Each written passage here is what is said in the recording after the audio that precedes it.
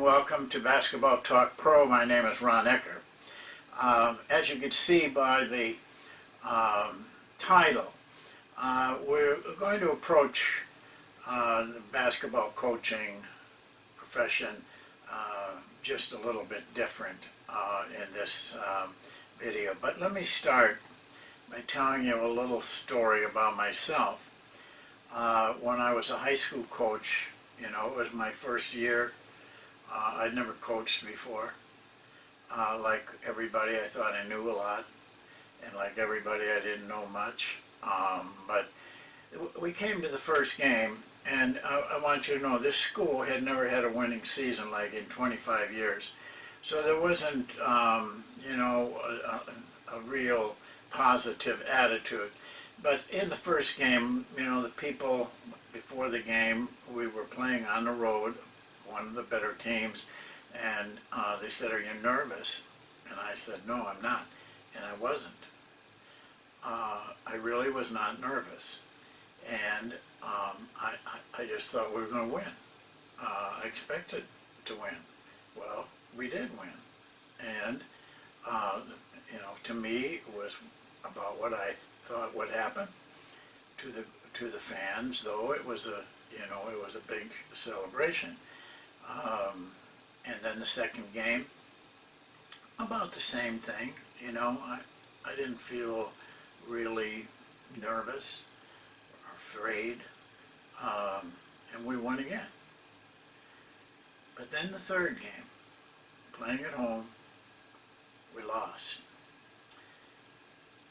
That changed things. Not a lot, but that changed me.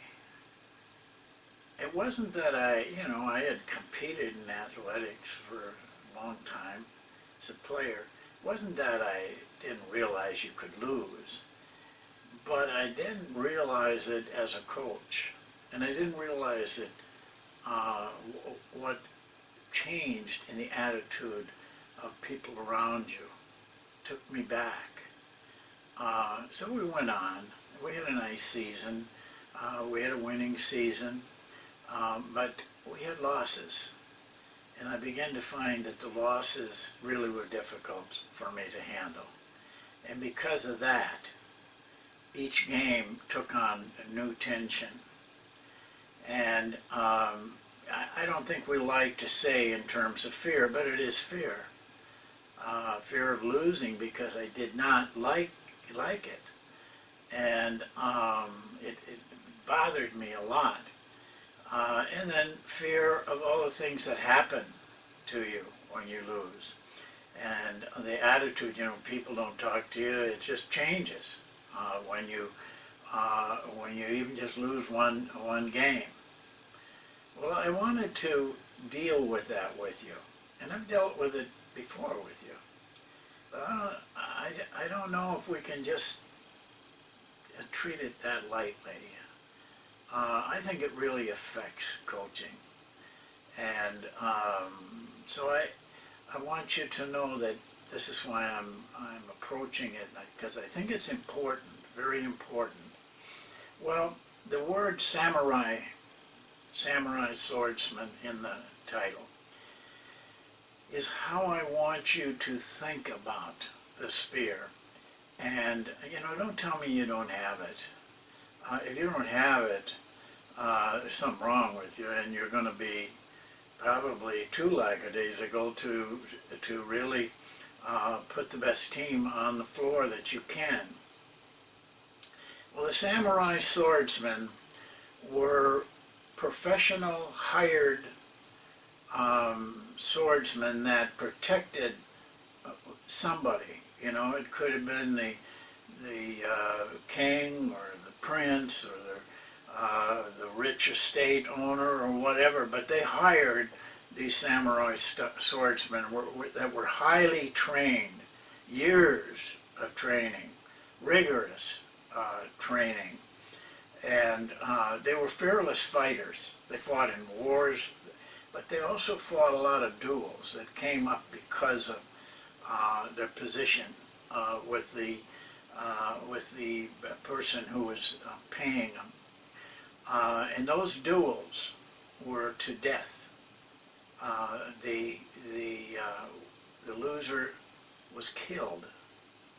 Now that requires a different kind of look at things than what we face as basketball coaches. But the samurai swordsmen were trained for that. Here was their training. They were trained to accept death. In fact, they looked at it as honorable. They looked at it as that you were sincerely doing your job of protecting whoever was hiring you. And they trained very hard at swordsmanship and fighting, but they trained equally hard in the mind, so that they weren't foolishly saying, I'm not going to be afraid, but they were accepting the worst that could happen to them, and that was to get killed in a duel or in a war. Because they accepted that, and really inwardly accepted it, worked at accepting it, and they were fearless. They had no fear. What's the worst that could happen? They'd already accepted that. And so they fought their duels with an aggressiveness and a vehemence that was unlike anything for the normal person. And how did they, what key was there to this accepting of death? First of all, it was limiting the ego, or at least as much as they could, doing away with any ego. They made themselves, in their mind, unimportant. They weren't out to be praised. They didn't look at it that way. They submerged their ego. And that's the only way they could accept death. Well, there's a book called Book of Five Rings, the Book of Five Rings. It's written by a man by the name of Miyamoto Musashi. Musashi was considered one of the most outstanding swordsmen of that period. He, on record, may have been more, but on record he fought 52 duels and won every one and killed 52 men that dueled against him. He was in 60, somewhere in there. He did not kill the other 8 but 1. And then he was in 3 wars and never was, to everybody's knowledge, he was never even injured. He retired at an older age, went into the mountains, built a hut, and lived there until he died of natural causes. While he was in that hut, in retirement, he wrote the Book of Five Rings, which is a book that every one of you should read.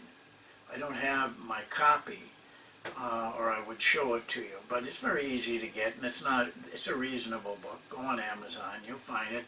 There's many types of those books, but he outlines in there very clearly how to fight, and he's very conscious of overcoming fear. He could fight in battles, these vicious duels, with a very clear, calm mind. And when you have that kind of a mind, you're not bothered with fear and anxiety. You are creative. You can be much more creative. You're much more aggressive. You're much more aware, which is very important when you're in those kind of battles. And it's very important for us as coaches that we can keep our attention and our concentration focused, very laser-like on what we are doing. Fear kills that. Anxiety kills it. They had to overcome that, and he became an expert at it. But here's the oddity of him. When he wasn't fighting, sword fighting, and he trained every day, he was a painter, of all things. And his paintings are still classics in Japan. And he also is one that is, highly regarded. But he painted like painters do in Japan, and if they're Zen Buddhists. They come, they get their brushes ready, they get everything ready very calmly. They have the easel there with the, the thing, the plain piece of paper. And then they will meditate quietly for a while. And then they pick up the brush and paint their painting maybe in 30 seconds. It's just, that's how he painted this great painting that is still one of the top paintings of all time in Japan. He lived in the 1500s and 1600s. A strange kind of guy. Very sensitive with his painting, very vicious with his fighting. Well, the reason I told you my story was because for 2 games in my life I was fearless. I didn't realize what was going to happen over the next years, and hundreds of games and losses and defeats and all the things that go with it. Then you realize you have to learn how to handle your fear, because the fear is real. But I would ask of you this. First of all, don't try to tell yourself you're not afraid. You are afraid. We all know it. The guy you're playing against is afraid. It's just the way it is. You're afraid of different things. Lack of stature, lack of job, lack of loved ones. I've never seen anybody killed for losing the game like they did in those days. But I have seen coaches lose their family because of losing. The wife, the children can't take it. It's hard on those people sitting up in the stands and hearing their husband called everything under the sun, and their father. There's a lot of things to be afraid of. Well, you need to do what the samurai swordsman did. Think of the worst thing that can happen to you as a coach. Every time you play, and every season you start, what's the very worst? I can't tell you because it's different for you than it is for the next guy. But accept that. Find a way to accept it. Okay, I'm going to lose my job. My wife's going to leave me. The house is going to be taken away from me. Can you accept that? Can you actually say to yourself, I can handle that at the time? Then train yourself to think like that by repeating it and repeating it and repeating it. That's what the samurai swordsman did. Until it was so inward that they didn't even have to think about it anymore. And acknowledge the fact that you do have the fear. Acknowledge the fact that you have a challenge to overcome as a coach. And maybe it won't solve all your problems. But if you can accept the worst that'll happen to you, you can certainly accept the second worst and the third worst. It'll give you a little more peace of mind. And it will free you for creative thinking. It will free you for aggressive thinking. Instead of thinking of how not to lose, you will begin to think, how do I win? What do I have to do? But to see the person who's really fearful thinks in terms of overcoming the idea that he might lose. And he starts planning for, what do I do if I do lose? The samurai swordsman, that was not a factor. There was no what do I do if I lose. They had to plan to win every time, and so do you. And you will not do that well if you're full of fear. You must be fearless. You must take that on as one of your challenges and overcome it. Because without it, if you can't overcome it, your career is going to be very short. And I don't want that. I want you to coach for 20, 25, 30 years and love every minute of it. I did. You can do that. But you can't if you're walking around with this monstrous gorilla on your back telling you every day you're going to lose and you're going to be laughed out of town and all the things that are fearful to you. It's just one of the things we do as coaches. We're like samurai swordsmen. What are we doing? We're getting paid to go out and battle the opponents. For who? For the school, for the fans, for the media. They forget, all of those, that we have a life too. And so it's something we have to do. And I wanted to talk to you about it because I want you to have success. I want you to have a great time coaching. I want you to love your players. I want you to love what you're doing.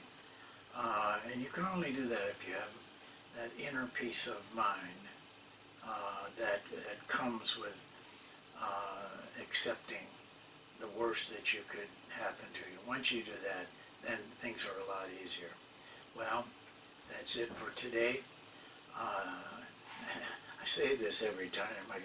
You guys are getting thick of it, but I really do appreciate the fact that you're listening and you're trying to get better. So it won't be long, a couple days, and we'll have another video, and we'll see you then.